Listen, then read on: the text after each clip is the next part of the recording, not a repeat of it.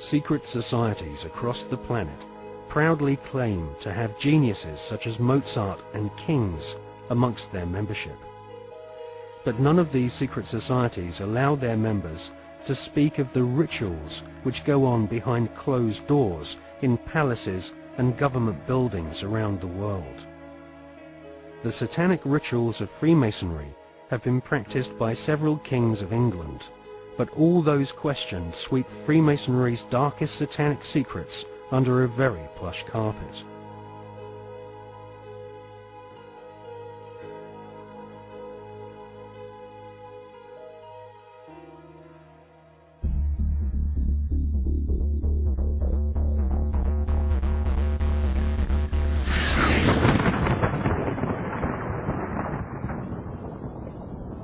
Hawati en tawi, tem jefa kau, ta pen em awef, mu f, ta f, sem f, menemenet f nebet, hayet nebet, enenet nebet, jedefuet f, awet f, haset, semawu em sanut.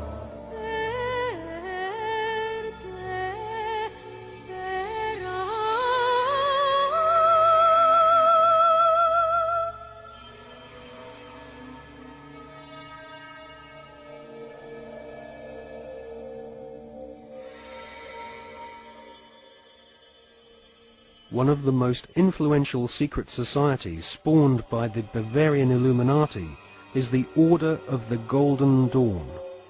It was founded in 1887 by a Freemason, William Wynne Westcott, who claimed to have deciphered a coded alchemical script containing initiation rituals of a secret German occult order called Die Golden Dämmerung. Westcott already had plenty of experience conducting occult rituals. In 1865, he had helped establish a Masonic order called the Societas Rosicruciana, inspired by the Jewish magic of the Hebrew Kabbalah. These rituals are still enacted at study group meetings at the United Grand Lodge in London. For many years, the Golden Dawn held its meetings at the London headquarters of the Mark Masons. The Golden Dawn was plagued with scandal as rival high-ranking Masons wrestled for control of this influential Victorian secret society.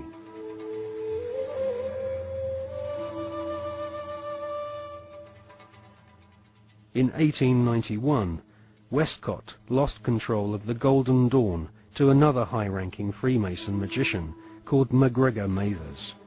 Together with the poet W.B. Yeats, they devised new magical rituals and initiated the senior members of Britain's aristocracy. In 1903, control of the Golden Dawn was yet again seized by another Freemason called A.E. Waite. The rituals of the Golden Dawn were similar to ancient witchcraft. At the Old Bailey in 1901, two Golden Dawn associates, Mr. and Mrs. Horos, were tried for rape. They had used the Golden Dawn initiation ceremony to beguile their teenage victims.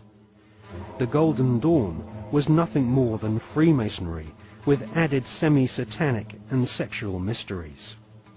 The Golden Dawn still survives to this day. In 1987, a conference was held in London to commemorate the centenary of the Golden Dawn's conception. The conference was organised by the Hermetic Research Trust, whose trustees include the Marquis of Northampton, who is a prominent Royal Arch Freemason.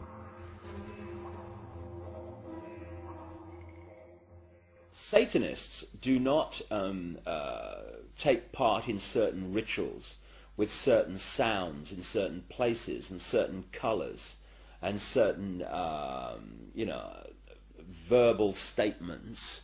They don't do it because, oh, that'd be nice, let's say that, and then shall we have a bit of red, or what do you think? No, it's done because everything in this reality is vibration.